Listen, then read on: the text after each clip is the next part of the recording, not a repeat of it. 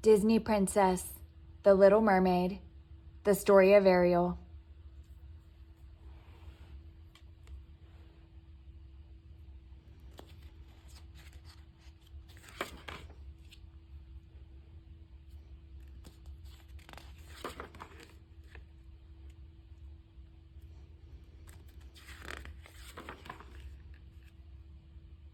The Little Mermaid, The Story of Ariel.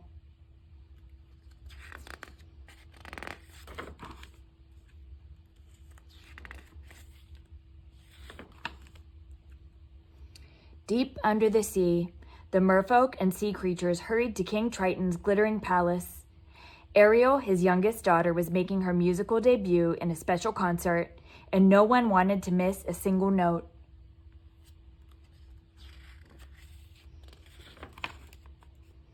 King Triton arrived as everyone gathered in the great hall. With a tap of his baton, Sebastian, the court composer, instructed the orchestra to begin. But when the time came to introduce Ariel, she wasn't there.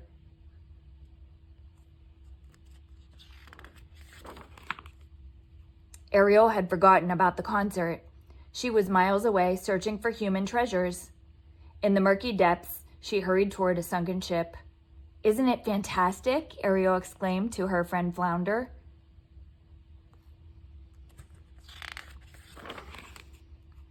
Flounder nervously followed Ariel into the shop. "Have you ever seen anything so wonderful in your entire life?" Ariel asked, picking up a silver fork. "Yeah, it's great," Flounder said. "Now let's get out of here."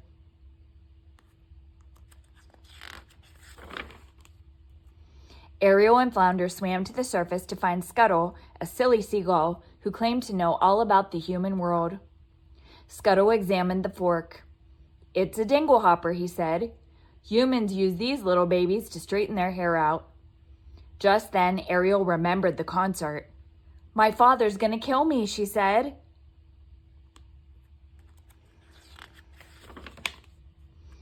In her cavern, Ursula the Sea Witch used her magic to watch Ariel hurry home.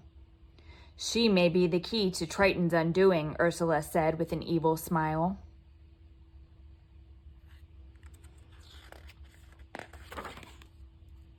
When King Triton learned from Sebastian that Ariel had missed the concert because she had been to the surface, he was furious. He believed humans were dangerous and he wanted to protect her. "You are never to go to the surface again," he commanded.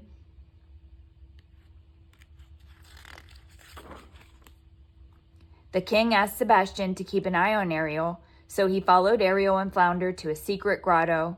He was stunned to see it was filled with human treasures.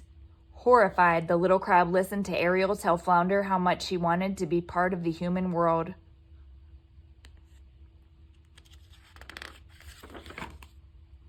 Sebastian tried to talk some sense into Ariel, but she wasn't listening. Before he could stop her, Ariel swam to the surface again to watch a ship that was sailing past.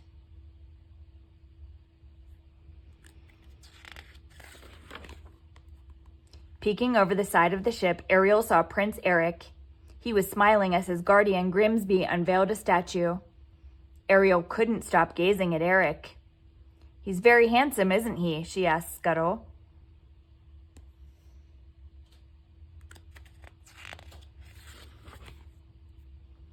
Ariel noticed dark clouds gathering over the ship. In an instant, thunder roared and lightning crackled. A lightning bolt lit the ship on fire. Huge waves swept Eric into the sea.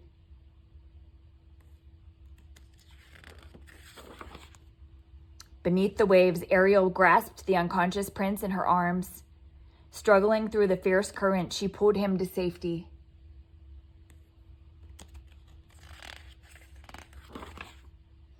Ariel sang in a beautiful voice about her hopes to be a part of his world. The sound of humans approaching made her dive quickly into the sea. Eric caught only a glimpse of Ariel's face, but he had heard her singing. He would remember her voice forever.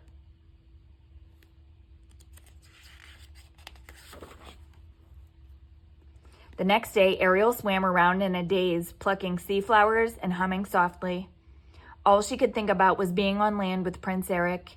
Her strange behavior caught King Triton by surprise.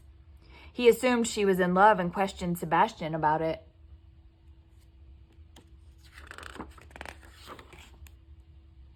Sebastian led King Triton to Ariel. At the entrance to her grotto, Triton watched Ariel sing and talk to the statue of Eric that had fallen from the ship. Her father exploded in rage.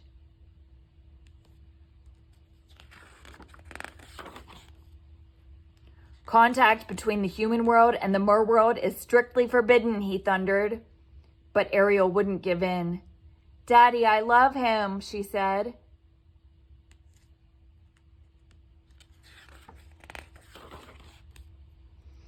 I am going to get through to you, and if this is the only way, so be it, Triton shouted, raising his trident. Flashes of light filled the room. In moments, Eric's statue and the rest of Ariel's treasures were shattered.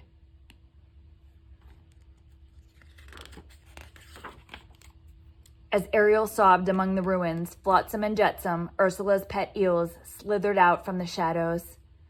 Poor sweet child, they hissed. The sea witch can help you. She can make all your dreams come true.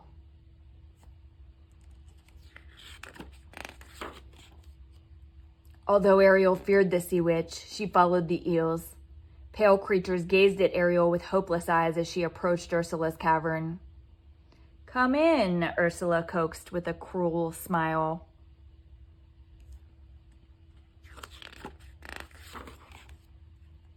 Ursula offered to turn Ariel into a human for a price, her voice. But there was one catch. Eric had to kiss her before sunset on the third day. If he doesn't, you turn back into a mermaid and you belong to me, Ursula cackled.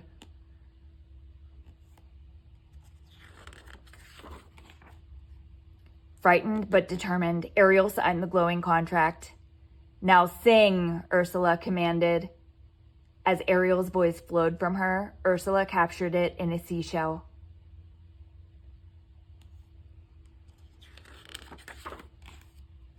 The sea churned around the mermaid. Suddenly, her tail disappeared.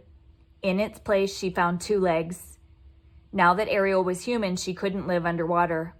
Quickly, Flounder and Sebastian rushed her to the surface.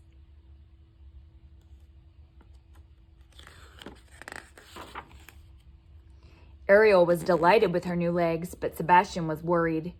Should he tell King Triton? Sebastian knew Ariel would be miserable without Eric, so he promised to help her, as did Flounder and Scuttle.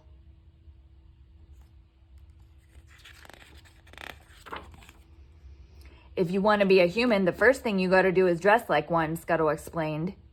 He and Sebastian wrapped Ariel in a ragged old sail.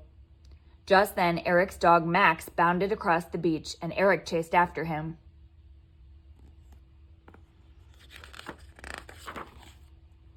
You seem very familiar to me, Eric told Ariel.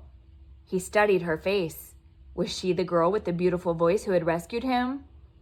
But when Eric realized Ariel couldn't speak, his hopes were crushed. She couldn't be the girl he sought.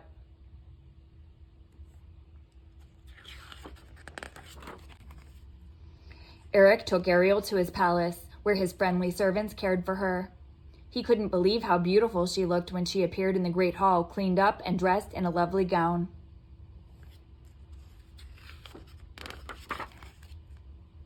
At the dinner table, Sebastian hid on Ariel's platter. Grimsby and Eric didn't notice. They were watching Ariel comb her hair with a fork. Grimsby was surprised, but Eric thought Ariel was charming.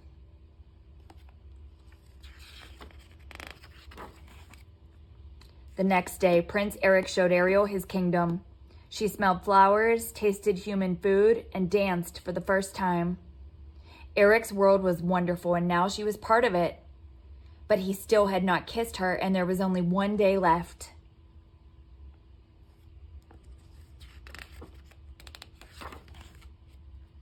As the sun set, Eric took Ariel rowing in a lagoon. While they floated, Sebastian, with the help of the other creatures, orchestrated a love song. Prince Eric gazed at Ariel. He leaned closer, closer, their lips almost touching when...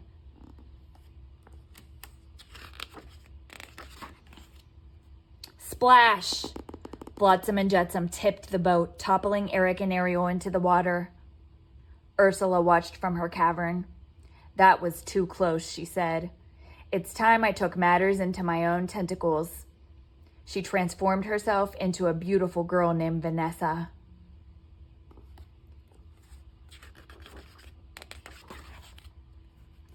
Eric wondered if he'd ever find the mysterious girl with the beautiful voice. Vanessa appeared on the beach wearing a necklace that contained Ariel's voice. When he saw Vanessa and heard her singing, he instantly fell under her spell.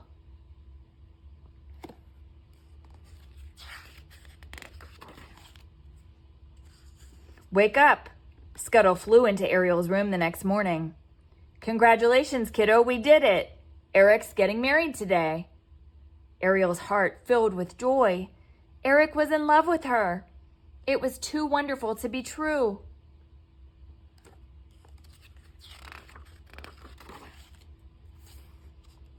But Eric wasn't marrying Ariel. He was marrying Vanessa. Ariel's heart ached. She had lost her true love, and now she would never escape Ursula's clutches.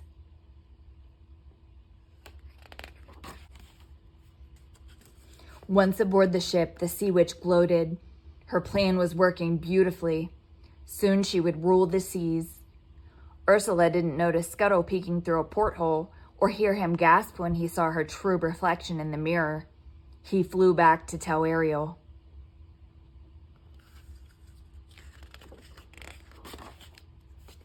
Ariel and her friends had to stop the wedding. Ariel clung to a barrel while Flounder towed her toward the ship, and Sebastian raced to find King Triton. But the sun was going down. They had to move fast.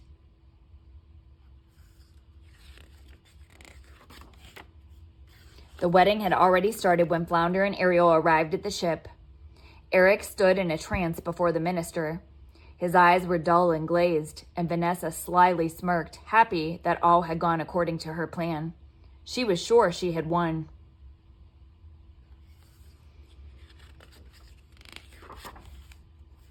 But before Vanessa could say her vows, all the animals that Scuttle had rounded up came to the rescue. A flock of bluebirds swooped down, pecking Vanessa and yanking her hair, while pelicans, seals, starfish, and dolphins joined the attack.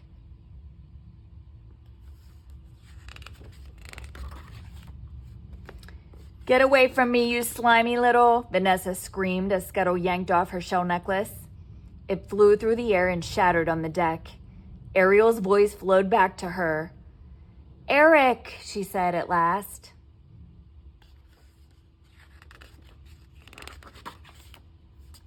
Eric was released from the spell. "You're the one," he exclaimed, looking at Ariel. "It was you all the time." "Get away from her," Vanessa screamed.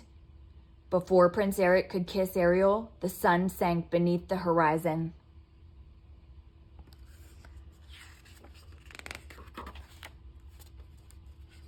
"You're too late," Vanessa shouted as Ariel became a mermaid again.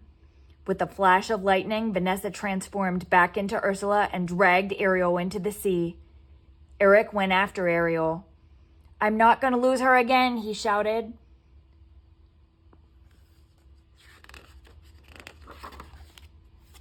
Suddenly, King Triton appeared, brandishing his trident. "Ursula, let her go." "She's mine now," Ursula replied, showing him Ariel's contract. "We made a deal. Of course, I might be willing to make an exchange."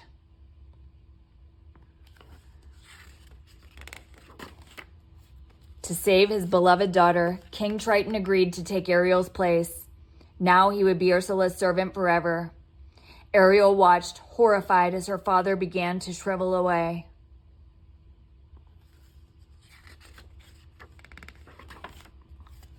Ursula grew larger and larger until she towered above the sea. She stirred the waves with the king's trident, turning them into spinning whirlpools. "Now I am the ruler of all the ocean," she declared.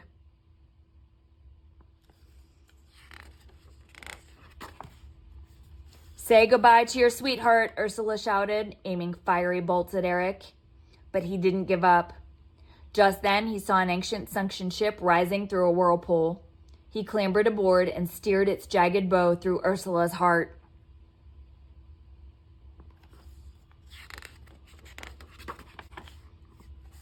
With a howl, the sea witch disappeared beneath the waves. Her spell was broken. Her curse over the merfolk had ended. King Triton and all the poor unfortunate souls she had held prisoner were free at last.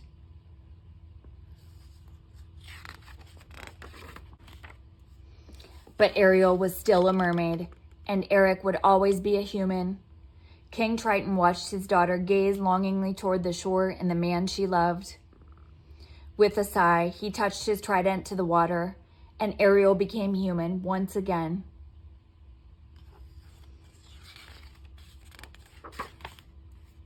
King Triton smiled as he watched Ariel reunite with Prince Eric.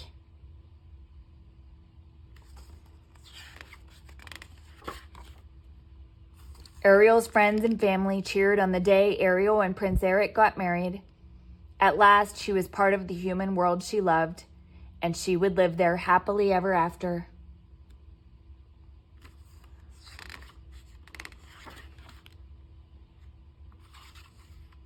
To be continued.